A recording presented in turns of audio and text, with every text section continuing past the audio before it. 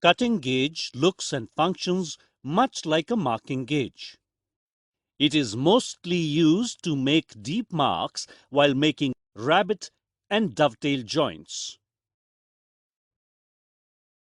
In addition to this, you can also use it to cut off thin strips of plywood or wood pieces up to 3 millimeters in thickness.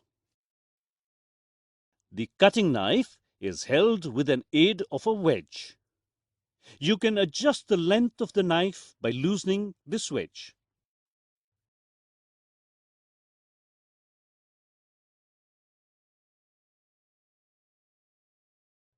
Use a triangular file to sharpen the cutting gauge.